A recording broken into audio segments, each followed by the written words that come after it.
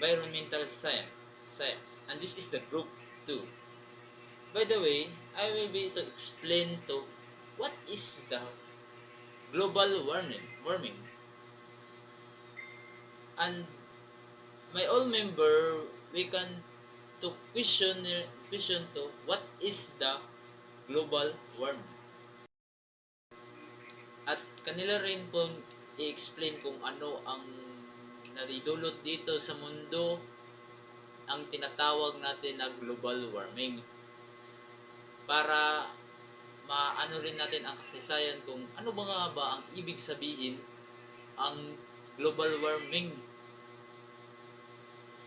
Akin po silang inaano kung ano nga ba, kung nalalaman ba nila or ano nila yung global warming, kaya atin matutunan yan sa kanila pag pupunta po tayo sa plaza.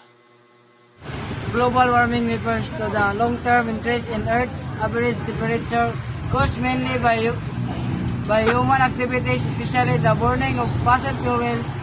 This rise in temperature leads to severe environmental changes affecting the entire planet. One of the things we learn in our class is that global warming is not just about the planet getting hotter. Its affect weather pattern cause more intense typhoon, drought, melting of glaciers, and rising sea levels. We also learn that greenhouse gases like carbon dioxide, methane, and nitrous oxide trap heat in atmosphere. So mao ni ang greenhouse. So ang greenhouse gas, ang mga gas na nagikan sa atmosphere mao'y magtrap sa kainit nga magpabiling gihapon nga init. Ug naa dira ang gitawag natong carbon dioxide ug water vapor ug ozone. Pagkatapos mutaas kini tungod sa mga kalihukan sa mga tawo sama sa pagsunog og gasolina. Pagkahuman og usap pa sa pagputol sa mga kahoy ug sa mga industrial. Pagkatapos kung sobra na ang greenhouse, mas daghan ka init nga ijang matrap, kay ang resulta ug magresulta kini sa pagka global warming. Tungod niini mo hinahinay usab ang klima ug mas kusog ang kalanidad nga maapekto sa mga tawo ug kinaiyahan. Kay tungod ang greenhouse dili angay abusaran. Ug habang nagkausab ang ato kuan kalanidad, kitabod mga tawo nagka-upgrade por gatong mga technology. Nay mga planta na karon, pero sa sunod ingani naapay mas mulala di ani. Kay tungod dili lang isa gato kuan ron desisyon, kun dili daghay mga utok na mga genius na mohimog mga kuan busa mo na maka-effective sa greenhouse. Ug mo na ang pasabot sa greenhouse. Okay. Our discussions help us understand how human activities such as deforestation, industrial pollution, and excessive energy consumption contribute to this problem. Realize that even simple everyday action can have a big impact on the environment.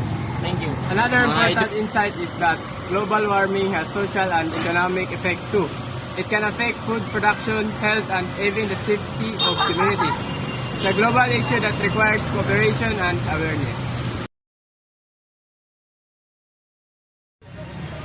What is your personal impression about class and the teacher? My personal impression of this class is that I opened my eyes about how serious global warming is. Our teacher explained the topics clearly, and I learned a lot. Opinion onward. What is your personal impression about class and the teacher? I appreciate how our teacher guided us to understand environment issues deeply. The discussion were very engaging, helped me reflect on my own habits. What is your personal inspiration about class and the teacher?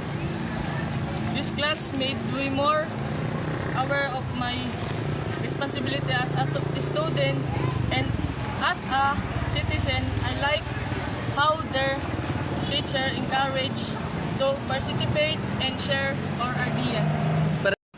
What is your personal impression about class and the teacher? Really enjoyed this class. The lesson were relevant and our teachers helped us understood that even small action can contribute to solve environmental problems. Wow, we are grateful for the opportunity to learn about global warming and how to take action a global warming of this earth.